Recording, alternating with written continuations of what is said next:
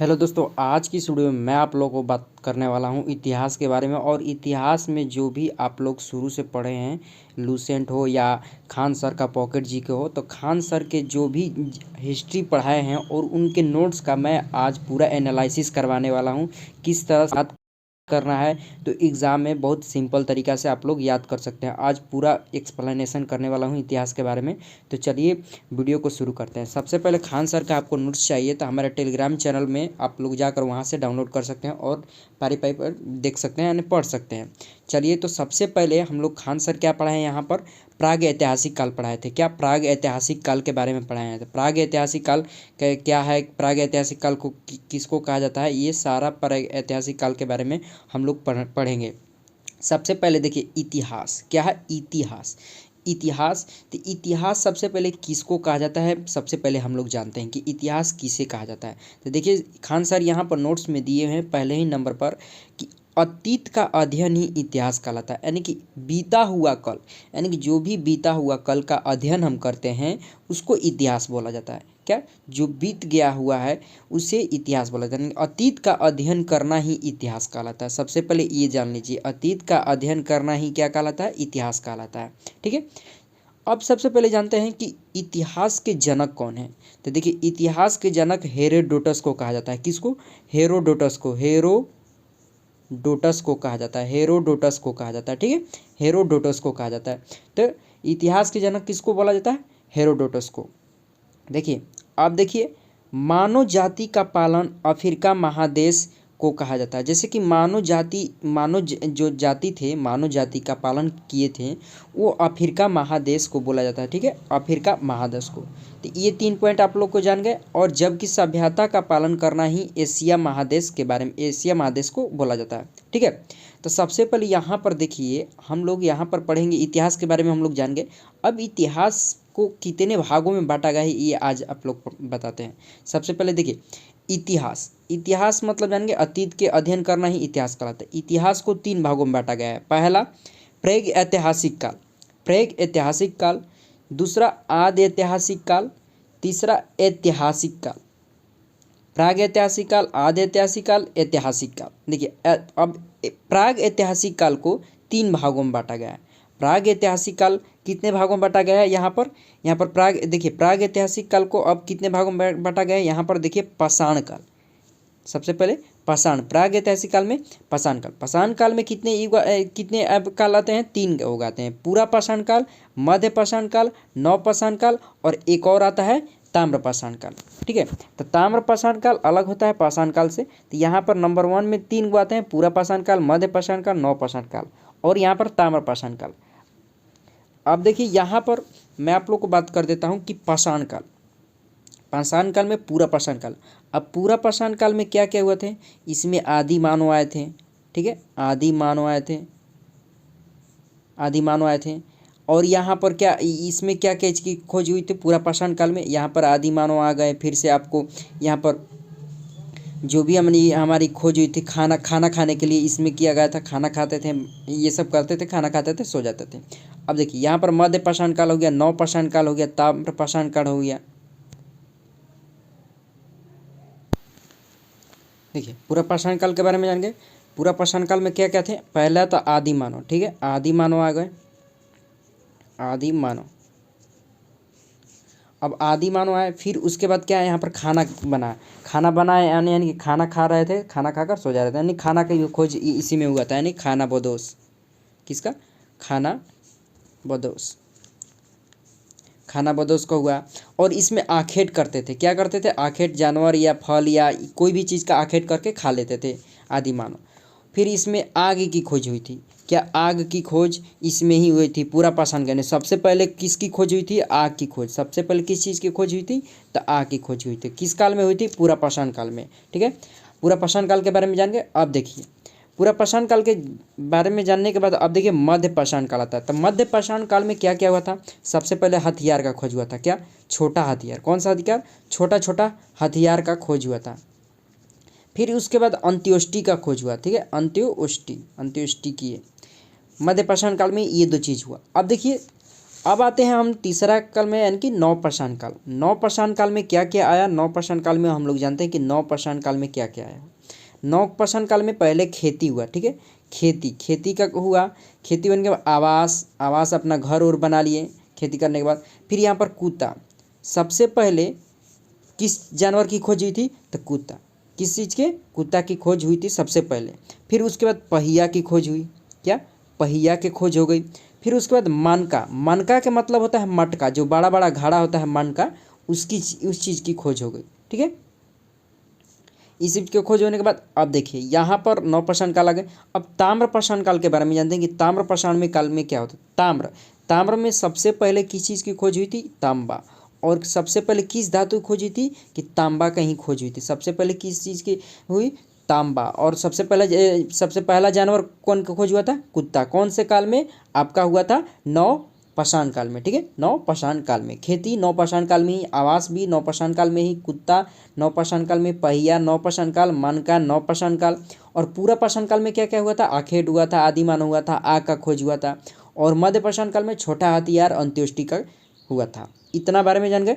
अब देखिए सबसे पहले आगे बढ़ते हैं। आप यहाँ पर इतिहास के बारे में यहाँ पर पढ़ते हैं। देखिए बोल रहा है इतिहास को 3 खंडों में बांटा गया है। प्रागैतिहासिक काल, इतिहास का वह समय, यहाँ पर लिखा हुआ है कि इतिहास का वह समय जिसमें मानव लिखना पढ़ना नहीं जानता था। देखिए प्रागैतिहासिक काल में क्या हुआ था कि मानव सबसे पहले लिखना पढ़ना नहीं जानता था। उस टाइम ना ही लिखना जानता था, ना ही पढ़ना जानता था, ठीक है।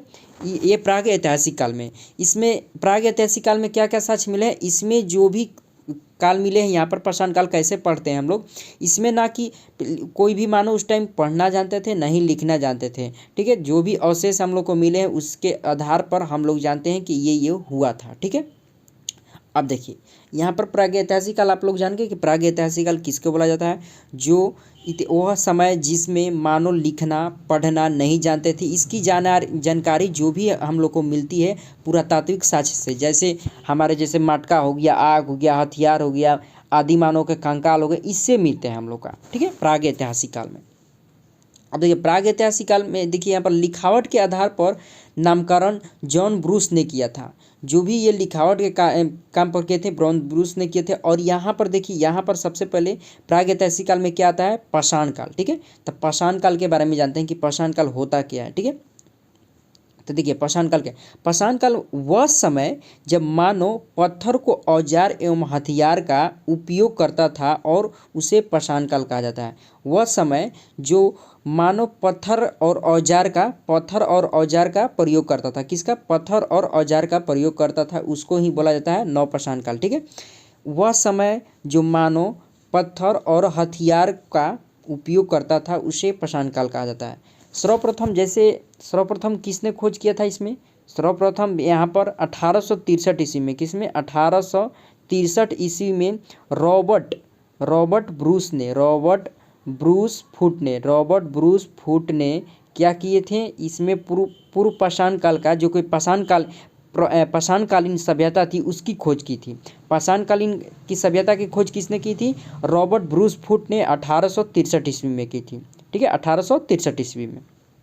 भारतीय पुरातत्व का पिता किसका बोला जाता है? अलेक्जेंडर कनिंघम को बोला जाता है। किसको? कनिंघम को बोला जाता है। यानी पुरातात्विक विभाग के जो भी पुरातात्विक जो काल होता था भारतीय का, उसका पिता किसको बोला जाता है? सर अलेक्जेंडर कनिंघम को बोला जाता है। सर अलेक्जेंडर कनिंघम को बोला जाता है, ठीक है। सर अलेक्जेंडर कनिंघम को बोला जाता है, ठीक है। इतना जानेंगे, सर अलेक्जेंडर कनिंघम। भारत के पुरातात्विक संग्रहालय इंदिरा गांधी मानव संग्रहालय है जो भोपाल में है, उसको संस्कृति मंत्रालय के अधीन रखा गया है, ठीक है। जो भी हमारा पुरातात्विक संग्रहालय जो हमको मिले हुए हैं वो कहाँ रखा गया है? इंदिरा गांधी मानव संग्रहालय जो कि भोपाल में है, वहाँ पर रखा गया। आपको वहाँ से सच आप देख सकते हैं, ठीक है, वहाँ पर जाकर।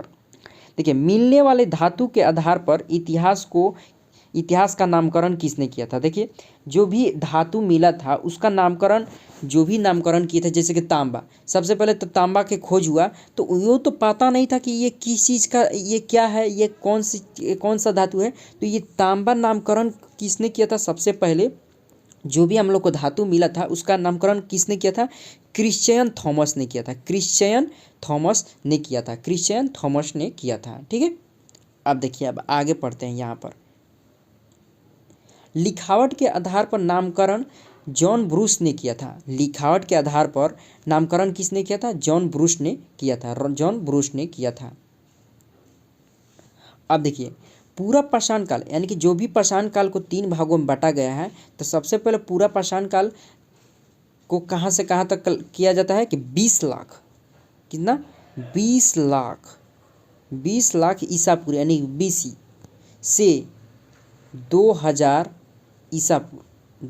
ईसा पूर्व को पूरा पाषाण काल बोला जाता है। और पूरा पाषाण काल में क्या क्या हुआ था, देखिए सबसे पहले आप लोग को पहले ही बताए थे यहाँ पर। इतिहास में सबसे पहले प्रारंभिक समय यह था, इस समय के मानव को आदि मानव कहा जाता था। आपको बोले थे कि आदि मानव को थे। इस समय का मानव खाना बदोश यानी खाद्य संग्रहालय, अर्थात उसके जीवन का मुख्य उद्देश्य जानवरों की भांति ही अपना पेट भरना था। इस समय के मानव की सबसे बड़ी उपलब्धि आग की खोज हुई थी। देखिए, सबसे पहले किस चीज़ की खोज हुई थी? आग की खोज हुई थी।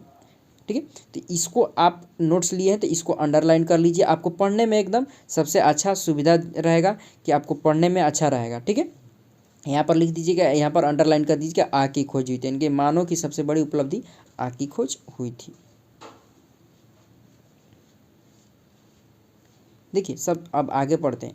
आगे क्या, इस समय मानव पत्थर के बड़े बड़े औजारों का इस्तेमाल करके शिकार करने के लिए करते थे। जैसे बड़े बड़े जो भी पत्थर थे उसको चोक कर लेते थे और उसको क्या कहला, औजार के इस्तेमाल करते थे, यानी शिकार करते हैं। और इसी समय मानव चित्रकारी करना प्रारंभ किया था। इसमें चित्रकारी करना प्रारंभ किए थे। वो नहीं जानते थे किस तरह के चित्रकारी बना, परंतु बना रहे थे। ठीक है, तो इस तरह से चित्रकारी बनाना स्टार्ट कर दिए।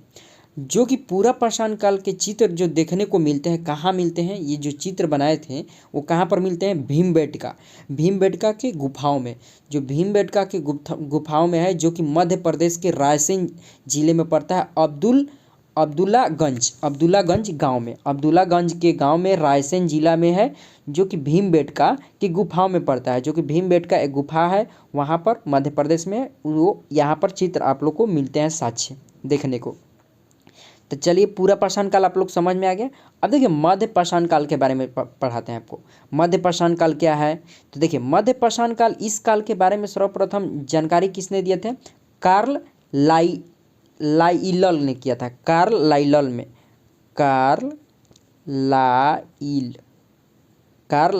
ने किया था।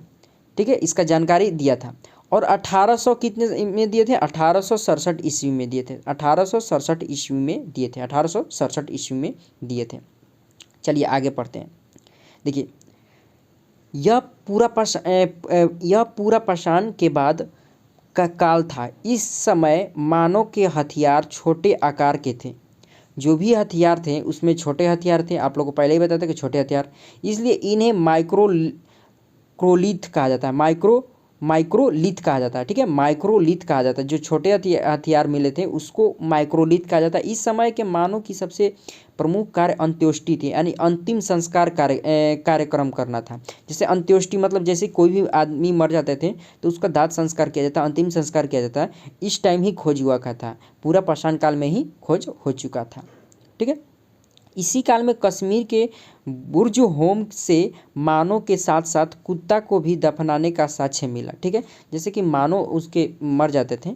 ठीक है, उसका जो भी उसका मालिक मर जाता था, जो कुत्ता पालते थे उसका मालिक मर जाता था, तो उसके साथ इसको दफना दिया जाता था, यानी इसको अंतिम संस्कार दफना दिया जाता था। साक्ष्य ये मिले हुए हैं। ठीक है, इसी काल में मानव के अस्थि पंजर का सबसे पहला अवशेष प्रतापगढ़ यूपी के सराय नाहार तथा महदाहा नामक स्थान से मिला है। ठीक है, जो भी हमारा इस काल में क्या मिले हैं? इस काल में जो भी हमारा क्या बोला गया है, इस काल में अस्थि पंजर का मतलब कि बड़े बड़े अस्थि का पंजा मिला हुआ है, अवशेष मिला हुआ है, जो कि कहाँ पर मिला है? प्रतापगढ़ के सराय नाहार तथा महदाहा नामक स्थान पर मिला हुआ है। ठीक है, अब देखिए यहाँ पर लिखा है कि जो कि 9 है यहाँ पर उत्तर पाषाण काल वो ईसवी पूर्व यानी कि इतना ईसवी पूर्व में हुआ था। कहाँ से? 9 पाषाण काल को कितना से कितना माना गया है? 10,000 ईसा पूर्व से 3,000 ईसा पूर्व। ठीक है, 10,000 ईसा पूर्व से 3,000 ईसा पूर्व। और यहाँ पर हम आप लोग को बताए थे क्या, मध्य पाषाण काल को 12,000 ईसा पूर्व से, यहाँ पर 12,000 ईसा पूर्व से 10,000 ईसा पूर्व। और यहाँ पर आप लोग को पूरा पाषाण क्या बताए हैं? 20 लाख ईसा पूर्व से 12,000 ईसा पूर्व। ठीक है, 3 गो आप लोग को जान गए। अब यहाँ पर देखिए 9 पाषाण काल 10,000 ईसा पूर्व से 3,000 ईसा पूर्व। अब इसके बारे में पढ़ते हैं। इस काल के बारे में सर्वप्रथम जानकारी सौर जॉन लुबाक ने 1865 ईस्वी में प्रस्तुत किया। इस काल में मानव के अस्थायी आवास बना लिया था। ठीक है, मानव अस्थायी आवास बना लिया था, साथ ही कृषि तथा पशुपालन भी प्रारंभ कर दिया। ठीक है, सबसे पहले हम लोग को 9 पाषाण काल में क्या क्या हुआ? सबसे पहले हम लोग को यहाँ पर मानव जो भी हमारे थे वो कृषि प्रारंभ करना स्टार्ट कर दिए थे। कब? 1865 ईस्वी में जॉन लुबाक ने इसका जानकारी प्रस्तुत किया कि सबसे पहले हमारे जो 9 पाषाण काल में मानव थे, 9 पाषाण या उत्तर पाषाण काल, उसमें खेती करना स्टार्ट कर दिए थे, आवास अपना बनाना, रहने के लिए आवास बनाना स्टार्ट कर दिए थे, कुत्ता के खोज किए थे, उस टाइम ही पहिए की भी खोज कर लिए थे और मानका यानी कि घाड़ा की खोज किए थे। ठीक है, कर्नाटक के मैसूर के पास संगन कल्लू नामक 9 पाषाण कालीन पूरा स्थल से राख के, देखिए कर्नाटक के मैसूर के पास क्या मिले हुए हैं? राख के टीले हुए हैं, राख के टीले साक्ष्य यानी प्राप्त हुए हैं 9 पाषाण काल में। पशुपालन का साक्ष्य, जो कि भी पशुपालन का साक्ष्य मिला हुआ है, वो कहाँ मिला है? आदमगढ़ यानी एमपी में मिला हुआ है और राजस्थान में बागौर में मिला है। बागौर में, राजस्थान के बागौर में और मध्य प्रदेश के आदमगढ़ में ये पशुपालन के साक्ष्य मिले हुए हैं। किस में? 9 पाषाण काल में ही पशुपालन स्टार्ट कर दिए थे। ठीक है, मानव द्वारा पाला गया पहला पशु कौन था? कुत्ता। आपको सबसे पहले क्या बताएं? मानव द्वारा जो पाला गया पशु था सबसे पहले क्या था? कुत्ता। ठीक है, कुत्ता को सबसे पहले पाला गया था। अब चलिए आगे पढ़ते हैं। देखिए कुछ नोट्स यहाँ पर नोट में लिखा हुआ है कि यहाँ पर नोट में क्या क्या, जो कि मेहरगढ़, ठीक है, मेहरगढ़ यह पाकिस्तान के बलूचिस्तान में स्थित है। यहाँ से सर्वप्रथम 7,000 ईसा पूर्व में सुलेमान और किरथर पहाड़ियों के बीच कृषि के साक्ष्य और जौ और गेहूँ मिली है थी। ठीक है, सबसे पहले जौ की खेती कहाँ से हुई थी? यहाँ पर मेहरगढ़ पाकिस्तान में बलूचिस्तान 7,000 ईसा पूर्व में सुलेमान और किरदर पहाड़ियों के बीच में कृषि के साक्ष्य मिले हैं। बुरजूम यह कश्मीर में अवस्थित है। यहाँ पर गर्ता आवास का प्रमाण मिला है। यहाँ से मालिक के साथ कुत्ते को भी दफनाने का साक्ष्य मिला है। देखिए 9 पाषाण काल में क्या था कि कुत्ते को किया गया था, यानी कि पहले दफना दिया जाता था। सबसे पहले ये कहाँ पर साक्ष्य मिला है आपको? सबसे पहले ये साक्ष्य बुरजहोम जो कि कश्मीर में पड़ता है, वहाँ से हम लोग को साक्ष्य मिला हुआ है कि जो भी मालिक हुए रहते थे कुत्ते का, वो जब मर जाते थे तो उनको उनके कुत्तों को भी दफना दिया जाता था उनके साथ। ठीक है, और मेहरगढ़ में पाकिस्तान के जौ को खेती करने का साक्ष्य मिला हुआ है, यानी कृषि जौ और गेहूं का साक्ष्य मिला है। कितने? 7,000 ईसा पूर्व सुलेमान और किरधर के पहाड़ियों के बीच में।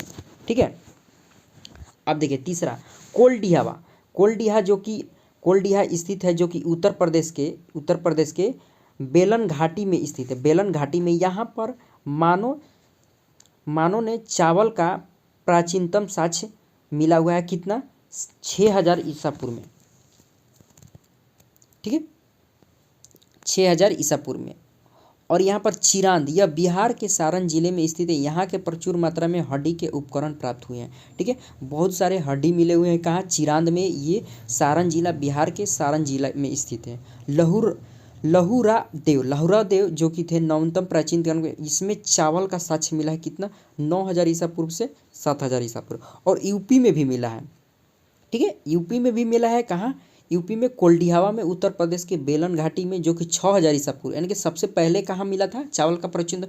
तो यूपी में मिला था। ठीक है, कोल्डिहावा उत्तर प्रदेश बेलन घाटी पर। और फिर उसके बाद कहाँ मिला साक्ष्य इसका चावल का? 9,000 ईसा पूर्व से 7,000 ईसा पूर्व में लहुरा देव के बीच में मिला था। ठीक है, अब देखिए अब आगे पढ़ते हैं। कौन सा काल?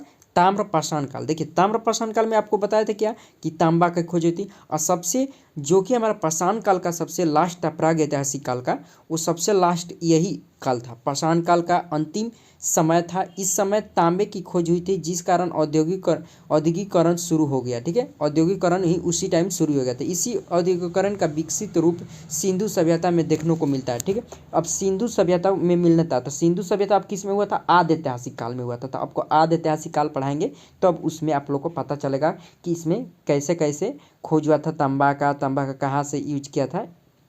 ठीक है, तो सिर्फ ताम्रपाषाण काल में तांबा का उस टाइम खोज हो गया था। ठीक है, फिर उसके बाद इसमें ताम्रपाषाण काल में कुछ हुआ नहीं था। तो चलिए अब आगे पढ़ते हैं। ठीक है, तो आपको प्राग ऐतिहासिक काल के हम आप लोग को बता दिए हैं कि क्या पाषाण काल आते हैं, तो पाषाण काल के बारे में अब बता दिए। तो अब यहाँ पर पढ़ते हैं आदि ऐतिहासिक काल। दूसरा क्या होगा, पहला में आपको प्राग ऐतिहासिक पढ़ा दिया, अब दूसरा में आदि ऐतिहासिक पढ़ाएंगे कि आदि ऐतिहासिक में क्या क्या होता है। ठीक है, तो देखिए इस काल में आप लोग को क्या मिलेगा, लिपि को पढ़ा नहीं जा सकता है, परंतु बहुत सारे लिख सकते थे, जो लिखे हुए थे आप उसको पढ़ नहीं सकते हैं। ठीक है, इस काल की जानकारी के स्रोत को पुरातात्विक साक्ष्य से ही समझा जाता है और इसमें सिंधु सभ्यता को रखते हैं। ठीक है, सिंधु सभ्यता को इसमें रख कर यहाँ पर करते हैं। देखिए सबसे पहले सिंधु सभ्यता। ठीक है, सिंधु सभ्यता, तो सिंधु सभ्यता का यहाँ पर सिंधु सभ्यता का जो कि स्टार्ट हुआ था, तो यहीं से स्टार्ट हुआ था। तो सिंधु सभ्यता के बारे में मैं आप लोगों को बताता हूँ कि सिंधु सभ्यता में क्या क्या हुआ था। ठीक है, तो सबसे पहले देखिए सिंधु सभ्यता के बारे में हम लोग पढ़ते हैं।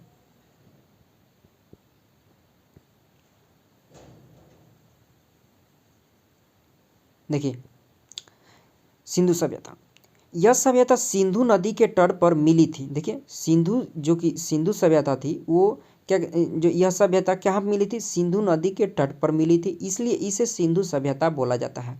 और जो भी सिंधु सभ्यता थी, जो कि सिंधु सभ्यता, इसका विकास 2500 ईसा पूर्व से 1750 ईसा पूर्व तक हुआ था। देखिए अब यहाँ पर आप लोग सोच रहे होंगे कि बहुत सारे आप लोग को इतना पढ़ा दिए, तो आप पूछ रहे होंगे, सोच रहे होंगे कि सर यहाँ पर 2500 ईसा पूर्व से हो रहा है, यहाँ पर 2500 ईसा पूर्व से, तो ये पीछे क्यों जा रहा है? देखिए ईसा पूर्व में आप लोग को आगे से पीछे जाना पड़ता है, यानी कि ज़्यादा से बड़ा से छोटा होता है, उसको यहाँ पर इसमें ईसा पूर्व में पढ़ा जाता था। ठीक है, और इसी में आगे से बढ़ते क्रम, यानी कि ईसा मसीह के जन्म के बाद जो हुआ था वो आगे बढ़ते गए, और ईसा मसीह के पहले तो वो ये से काउंट पीछे होता था। ठीक है, बड़ा से छोटा होता था। अब देखिए इसका सभ्यता कितने में, 2500 ईसा पूर्व से 2500 ईसा पूर्व से कितना हुआ था? 1750 ईसा पूर्व तक हुआ था। ठीक है, सिंधु सभ्यता का आकार त्रिभुजाकार है। सिंधु सभ्यता जो है वो त्रिभुजाकार मिली है। ठीक है, यहाँ पर जैसे कि हमारा, जैसे कि मान लीजिए यहाँ पर मैप है। ठीक है, आपको मैप बनाकर थोड़ा सा हम दिखा देता हूँ। ऐसे है, जैसे कि मान लीजिए ये हो गया, ऐसे मैप है। ठीक है, यहाँ पर ये हमारा पर सिंधु सभ्यता यहाँ पर मिलता है। तो सिंधु सभ्यता ऐसे मिलता है, यहाँ से फैला हुआ है ऐसे,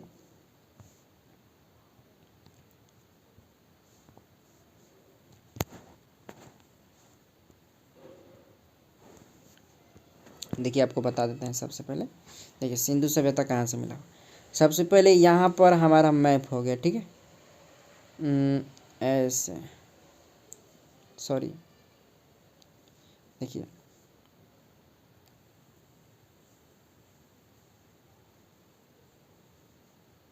जैसे कि ये नीचे आ गया, ये हमारा मैप हो गया। जैसे मान लीजिए इंडिया हो गया, फिर यहाँ पर जैसे कि ये हमारा यहाँ पर पाकिस्तान आता है, ये जम्मू कश्मीर आता है। तो यहाँ से इसका सिंधु सभ्यता का साक्ष्य कहाँ से, यहाँ से ऐसे ऐसे ऐसे इस तरह से मिला हुआ है। ठीक है, तो इस तरह से इसको एक तरह से त्रिभुजाकार इसको बोला गया है। ठीक है, तो सिंधु सभ्यता में क्या बोला गया है? सिंधु सभ्यता का आकार कैसा है? त्रिभुजाकार था। इसका क्षेत्र जो क्षेत्र है 13 लाख वर्ग किलोमीटर है। कितना? 13 लाख वर्ग किलोमीटर, 13 लाख वर्ग किलोमीटर में फैला है। सिंधु सभ्यता में कुल 350 स्थल थे, जिसमें 250 स्थल केवल गुजरात में आते हैं। ठीक है, जो भी हमारा यहाँ पर था, सबसे पहले गुजरात स्टेट में आता है। ठीक है, गुजरात 350 स्थल थे, जिसमें से यहाँ पर 250 स्थल केवल गुजरात स्टेट में आते थे। तो यहाँ पर गुजरात स्टेट का यहाँ पर देख सकते हैं, जैसे कि मान लीजिए यहाँ पर हमारा मैप हो गया। ठीक है, इस तरह से ये तो ये इधर इतना जितना है ना, इधर सबसे ज़्यादा गुजरात स्टेट में आते थे सिंधु सभ्यता। इधर का गुजरात स्टेट पूरा आते थे किसमें, सिंधु सभ्यता, जिसमें 200 स्थल थे, ठीक है, और 350 स्थल टोटल थे सिंधु सभ्यता में। सिंधु सभ्यता विश्व की पहली नगरीय, क्या नगरीय यानी कि शहरी सभ्यता थी, जबकि विश्व की पहली सभ्यता मेसोपोटामिया की सभ्यता थी, जो कि ग्रामीण सभ्यता थी। मेसोपोटामिया की सभ्यता सबसे पहले क्या थी, वो ग्रामीण सभ्यता थी। सिंधु सभ्यता को जानकारी सबसे पहले कितने दिया था, चार्ल्स मैसन ने 1826 ईस्वी में दिया था। सिंधु सभ्यता का सर्वेक्षण जेम्स कनिंघम ने 1853 ईस्वी में किया था। जो कि सिंधु सभ्यता का सर्वेक्षण किए थे वो जेम्स कनिंघम ने 1853 ईस्वी में किए थे, और जानकारी किसने दिया था, जानकारी चार्ल्स मैसन ने दिया था 1826 ईस्वी में, ठीक है। और जो लॉर्ड कर्जन थे, लॉर्ड कर्जन, वो पुरातात्विक विभाग की स्थापना की थी कितने, 1904 ईस्वी में, जिसके महानिर्देशक कौन थे, सर जॉन मार्शल, जो कि जॉन मार्शल थे, सर जॉन मार्शल। वो क्या थे, जो कि जॉन मार्शल थे, मार्शल थे, वो क्या थे, इसका महानिर्देशक थे पुरातात्विक विभाग के, और स्थापना किए थे लॉर्ड कर्जन ने 1904 ईस्वी में। इतना समझ में आ गया। अब देखिए, सिंधु सभ्यता की पहली खुदाई दयाराम साहनी ने की थी, ठीक है। सिंधु सभ्यता की सबसे पहले दयाराम साहनी ने की थी। सिंधु सभ्यता की खोज सबसे पहले दयाराम साहनी ने की थी, ठीक है। अब चलिए, अब यहाँ पर पढ़ते हैं, सिंधु सभ्यता का नामकरण किसने किया था, जॉन मार्शल ने किया था। आपको सबसे पहले बताया था कि जो कि महानिर्देशक थे उस टाइम पुरातात्विक विभाग के, जॉन मार्शल। इस सभ्यता को कांस्य युगीन सभ्यता भी कहा जाता है। देखिए, कांस्य युग सभ्यता, कांस्य युगीन सभ्यता, देखिए कांस्य युगीन सभ्यता भी इसको बोला जाता है, क्योंकि इसी समय कांस्य की खोज हुई थी। कांस्य की खोज हुई थी किस टाइम, कांस्य की खोज हुई थी इस सभ्यता में, ठीक है। कांस्य खोज इसी सभ्यता में हुई थी, सिंधु घाटी सभ्यता, सिंधु सभ्यता में। तो देखिए, सिंधु नदी सभ्यता, तो सिंधु सभ्यता में किसकी खोज हुई थी, कांस्य की।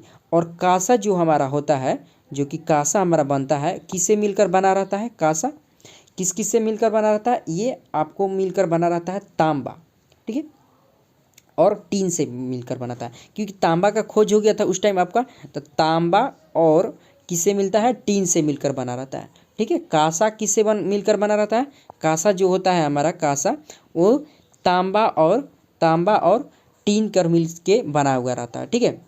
अब चलिए आगे पढ़ते हैं। अब आगे यहाँ पर बढ़ते हैं, कहाँ, यहाँ पर देखिए, यहाँ पर उसका एक दिया हुआ है कि कौन कौन नदी यहाँ पर कैसे कैसे मिलती है। देखिए, सिंधु सभ्यता ठीक जो थी हमारी, सिंधु सभ्यता जो मिली थी सिंधु सभ्यता, तो सिंधु सभ्यता में देखिए क्या क्या आए थे, कौन कौन कहाँ यहाँ पर इसका था। तो आप लोग को सबसे पहले ये भी बता देते हैं कि सिंधु सभ्यता में कौन कौन चीज़ की खोज हुई थी। मोहनजोदड़ो जो भी है, यहाँ पर हड़प्पा सभ्यता, बहुत सारे आए थे। देखिए, सिंधु सभ्यता का विस्तार, इसकी उत्तरी सीमा कश्मीर के मांडा में चिनाब नदी के तट पर थी। इसकी खुदाई जगपति जोशी ने 1982 ईस्वी में किया था। इसकी पूर्वी सीमा उत्तर प्रदेश के आलमगीरपुर में थी, जो कि हिंडन नदी के किनारे थी। यह यज्ञदत्त शर्मा के नेतृत्व में इसका उत्खनन हुआ था। इसकी दक्षिणी सीमा महाराष्ट्र के दैमात यानी प्रावा नदी के तट पर थी। यहाँ पर एक रथ यानी ईका गाड़ी का प्रमाण मिला है। इसकी पश्चिमी सीमा थी वो पाकिस्तान के सुतका गेडोर में दासक नदी के तट पर थी। देखिए, अभी इसको याद करने का एक ट्रिक देखिए, यहाँ पर खान सर दिए हुए हैं कि याद करने का ट्रिक भी यहाँ पर बता दिए हैं कि किस तरह से आप लोग याद कर सकते हैं। बहुत ही अच्छा ट्रिक यहाँ पर दिए हुए हैं, एकदम कभी भी नहीं भुलाएंगे। तो देखिए क्या ट्रिक है। देखिए, सबसे पहले यहाँ पर उत्तर, सबसे पहले हम लोग जानते हैं यहाँ पर क्या है, ये उत्तर हो जाता है, ये हमारा क्या हो गया, यहाँ पर पश्चिम हो गया, और यहाँ पर हमारा दक्षिण हो गया, ये पूरब हो गया, ठीक है, ठीक है। तो उत्तर किनारे में जो हमारा सिंधु सभ्यता थी उस वहाँ पर मांडा यानी चिनाब नदी के किनारे यहाँ पर है, मांडा नदी पर, चिनाब नदी पर। और पश्चिमी में सुटका गेडोर जो कि दशक नदी यानी पाकिस्तान में पड़ता है।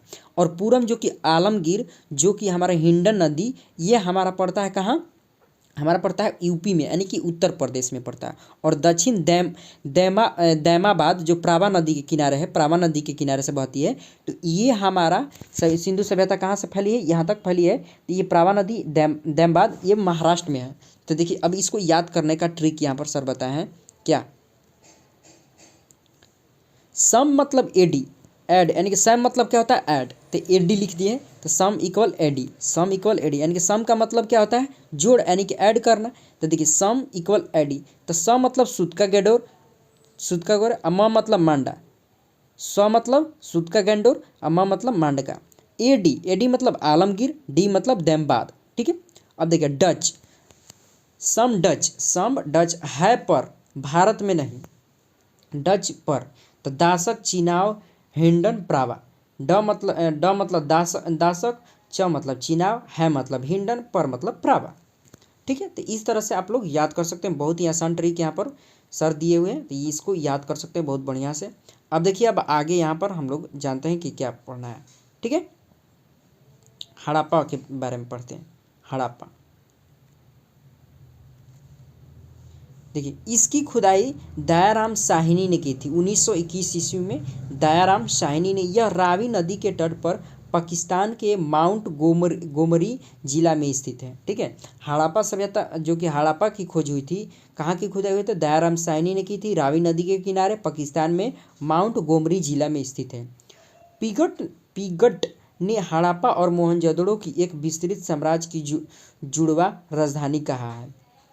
यहाँ से निम्नलिखित वस्तुएं मिली, देखिए कुम्हार का चाक, श्रमिक आवास, अनागार, मातृ देवी की मूर्ति, लकड़ी की ओखली, लकड़ी का ताबूत, RH-37 कब्रिस्तान, एक सींग वाला जानवर, कपाल हाथी का कपाल, स्वास्तिक का चिन्ह, स्त्री के गर्भ से निकला हुआ पौधा, यानी जिसे उर्वरता की देवी माना जाता है। ठीक है।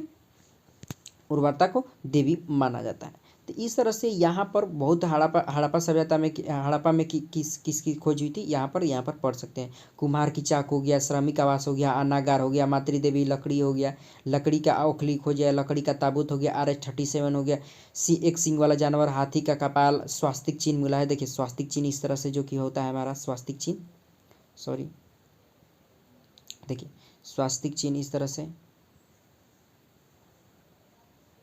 ये हमारा स्वास्तिक चिन्ह हो गया ऐसे, अरे सॉरी इस तरह से। ठीक है। इस तरह से होता है, तो स्वास्तिक चिन्ह हम लोग को मिला हुआ है। ठीक है। तो यहाँ पर स्वास्तिक चिन्ह भी मिला है। स्त्री के गर्भ से निकला हुआ पौधा जो कि जिन्हें उर्वरता की देवी माना जाता है। ठीक है।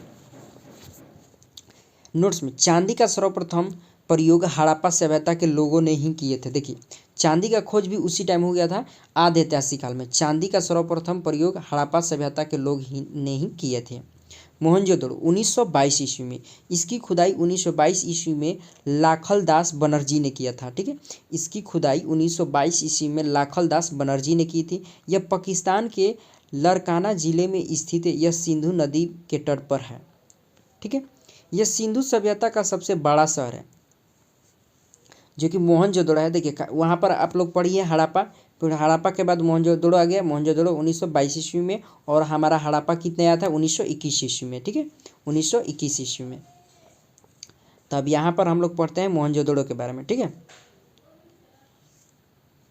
देखिए इसकी खुदाई 1922 ईस्वी में लाखल दास बनर्जी ने की थी, यह और वो दयाराम साहिनी ने की थी। पाकिस्तान के लरकाना जिले में स्थित है, लरकाना जिले में स्थित है। यह सिंधु नदी के तट पर है। यह सिंधु सभ्यता का सबसे बड़ा शहर है। ठीक है। मोहनजोदड़ो जो है सिंधु सभ्यता का सबसे बड़ा सभ्यता, इसको बड़ा शहर माना जाता है। और हड़प्पा जो कि ग्रामीण है। ठीक है। मोहनजोदड़ो की सबसे प्रमुख विशेषता उसकी सड़कें थी। ठीक है। इसकी प्रमुख विशेषता ये थी कि उसकी सड़कें थी जो कि सीधी दिशा में एक दूसरे को समकोण पर काटती थी। यह नगर को वर्गाकार तथा चतुर्भुजाकार खंडों में विभाजित करती थी। ठीक है। देखिए जैसे कि हमारा मोहनजोदड़ो था एक तरह से ऐसे बटा हुआ था, नहीं तो यहाँ पर वर्गाकार बना हुआ था। ठीक है। यहाँ से निम्नलिखित वस्तुएं मिली है, ठीक है। कौन कौन सी वस्तुएं? सूती वस्त्र, पुरोहित आवास, स्नानागार, आनागार, यानी कि सबसे बड़ा आनागार यहीं पर मिला है मोहनजोदड़ो में। सबसे चौड़ी सड़क यहाँ पर मिली है आप लोग को। फिर उसके बाद यहाँ पर सभागार मिला हुआ है, ठीक है। सभागार मिला हुआ है और सभागार के बाद यहाँ पर पशुपति शिव मिला हुआ है। कांसे की नर्तकी मिली हुई है। तांबे का ढेर मिला हुआ है और घर में कुआं मिला हुआ है, ठीक है। घर में ही कुआं मिला है। देखिए, मोहनजोदड़ो का अर्थ होता है मृतकों का टीला, यानी यहाँ पर बहुत सारे मृतक बड़े बड़े टीले मुए हैं, यानी टीले मिले हुए हैं। किंतु यहाँ से कब्रिस्तान एक भी नहीं मिला है, ठीक है। कब्रिस्तान नहीं मिला, बस यहाँ पर मृतकों का टीला मिला हुआ है। बल्कि एक ही स्थान पर कंकाल का ढेर मिला हुआ है। यह कंकाल का क्षतिग्रस्त है, जो कि बाहर आक्रमण को दर्शाता है। मोहनजोदड़ो का विशाल अनागार सिंधु सभ्यता का सबसे बड़ा भवन या इमारत है, ठीक है।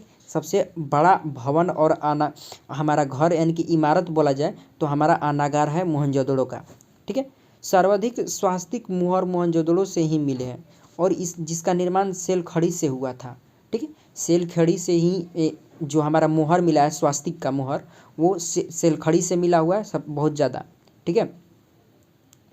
और अनागार यहाँ मोहनजोदड़ो को ही माना जाता है। मोहनजोदड़ो में ही अनागार सबसे ज़्यादा मिला है। अब देखिए, अब आगे पढ़ते हैं। सूत गंडोर, ठीक है। सूत गंडोर हो गया, यहाँ पर बहुत सारे यहाँ पर है। अब देखिए, सूत गंडोर हो गया 1922 ईस्वी में, मोहनजोदड़ो हो गया 21 में हो गया। अब देखिए, सूत गंडोर 1927 ईस्वी में। इसकी खुदाई RN स्टाइन ने किया था। यह सबसे पश्चिमी स्थल जो कि दासक नदी के किनारे है, यहाँ पर बंदरगाह मिले हुए हैं, ठीक है। यहाँ से बंदरगाह मिले हुए हैं। चंदोदड़ो 1931 ईस्वी में हुआ था। इसकी खुदाई सन 1931 ईस्वी में गोपाल मजूमदार ने किया था। यह पाकिस्तान में सिंधु नदी के तट पर स्थित है। ये एकमात्र ऐसा शहर है जो कि दुर्ग रहित है, ठीक है। दुर्ग रहित है। यह एक औद्योगिक शहर है, ठीक है। यहाँ पर औद्योगिक शहर है, यानी कि बहुत ज़्यादा औद्योगिक शहर यहाँ पर मिलेंगे। यह एकमात्र पूरा स्थल है जहाँ से वक्राकार ईंटें मिली है, ठीक है। वक्राकार ईंटें मिलती है, ठीक है। यहाँ से इसे निम्नलिखित वस्तुएं मिली है। सौंदर्य सामग्री और बहुत सारे यहाँ पर मिले हुए हैं। मनका मिला है, गुड़िया मिला हुआ है, सुई धागा मिला हुआ है, बिल्ली का पीछा करता हुआ कुत्ता का पदचिन्ह मिला हुआ है। बिल्ली का पीछा करते हुए कुत्ता का पदचिन्ह मिला हुआ है। अलंकृत ईंट मिला हुआ है। दड़ो या कोट शब्द वाले स्थान पाकिस्तान में पाए गए हैं, ठीक है। चंदहुदड़ो, मोहनजोदड़ो, जुरीद जोंदड़ो और वालाकाटो, डावरकोट, कोटदीजी, यानी कि एग्जाम्पल इसके हैं। रोपण 1953 ईस्वी में इसका खुदाई यज्ञदत्त शर्मा ने किया था, ठीक है। रोपण की जो की खोज हुई थी 1953 ईस्वी में, और इसकी खुदाई किसने की थी? यज्ञदत्त शर्मा ने की थी। यह पंजाब के सतलज नदी के किनारे स्थित है, ठीक है। तो देखिए, यहाँ से आपको देखिए क्वेश्चन क्या क्या बन गया। सबसे पहले कि पंजाब में सतलज नदी किनारे स्थित है, ठीक है। सतलज नदी किनारे पंजाब में स्थित है। और यज्ञदत्त शर्मा ने रोपण की खोज की थी, यानी कि इसकी खुदाई की थी, और 1953 ईस्वी में की थी। तो देखिए, 4 क्वेश्चन यहाँ पर ऐसे ही बन गया। इसका आधुनिक नाम रूपनगर है, ठीक है। रोपण को सबसे पहले आधुनिक नाम क्या है? रूपनगर। सबसे पहले उसका नाम था रोपण, और अभी के टाइम में उसका नाम हो गया है रूपनगर, जो कि हमारा कहाँ है? पंजाब में। यहाँ मानव के साथ साथ उसके पालतू जानवरों का कुत्ता का साक्ष्य मिला है, ठीक है। तो आपको सबसे पहले बताया थी कि ये कहाँ से रीति हुआ था? कश्मीर में हुआ था, ठीक। ऐसा ही 109 पाषाण काल में जम्मू कश्मीर के बुर्ज होम में मिला था। देखिए, सबसे पहले आप लोग को यहीं पर बता दिया कि अब देखिए, बनावली जो कि 1973 ईस्वी में है। इसकी खुदाई 1973 ईस्वी में रविंद्र सिंह ने किया था। यह हरियाणा में स्थित है। इसके समीप रंगोई नदी है। यहाँ जल निकासी की व्यवस्था नहीं थी, जिस कारण यहाँ नाली ना मिलकर घरों में ही सोख्ता व्यवस्था मिला है। यहाँ की सड़कें टेढ़ी मेढ़ी थी, अर्थात सड़कें क्या नगर को टारिंगित भागों में विभाजित करती थी, ठीक है। अब देखिए, कुनाल हो गया, कालीबांगा हो गया। अब यहाँ पर बहुत सारे, यहाँ पर धौलावीरा हो गया, धौलावीरा, सूत का कोठा हो गया, लोथल हो गया, बहुत सारे यहाँ पर मिला हुआ है, रंगोभोर हो गया, सिंधु सभ्यता की विशेषता हो गया। तो इसको आपको अब अगली वीडियो में मैं आप लोग को बताऊंगा कि किस तरह से इसको पढ़ना है, और आप लोग को बताऊंगा पूरा कैसे एनालिसिस करना है, कैसे याद कर सकते हैं।